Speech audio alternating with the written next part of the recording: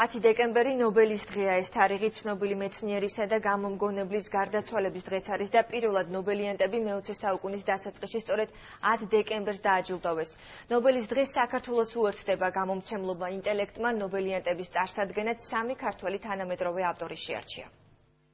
ვლადიმირი, წავიდეთ, ესტრაგონი, წავიდეთ. ფანჯრის გაღებაც არ იყო საჭირო იმის მისახვედრად, რომ დეკემბერი დადგა. თუ არ შეგიძლია ბოლო მოუღო სამართლობას, მაშინ უამბე მაინც ყველას მის შესახებ.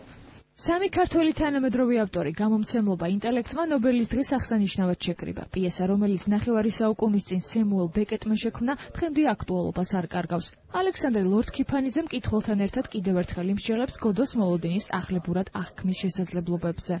ის რომ დღემდე ლიტერატურული კრიტიკოსები მის გარშემო ფუსფუსებენ და ახალ აღმოჩენებს აკეთებენ, ნიშნავს იმას, რომ უამრავი ქვეტექსტია. ამ ყველაფერს დავუკვირდეთ ერთად.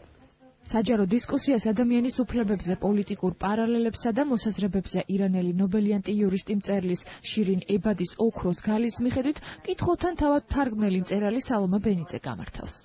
მან მშვიდობის დარგში მიიღო ნობელის პრემია, თუმცა მე ვთვლი, რომ ეს წიგნი ძალიან სასიამოვნოდ იკითხება, მით უმეტეს არაპროფესიონალი მწერლის ნაწერის კვალობაზე. მისი გაცნობა ალბათ არც დამჭირდება მკითხველის საზოგადოებისთვის. წიგნით პოლკოვნიკს არავინ სერს გაბრიელ გარსია მარკესის საჯარო კითხვასა და მკითხველის მის თანაავტორად ქცევას პაატა შამოკია გეგმავს.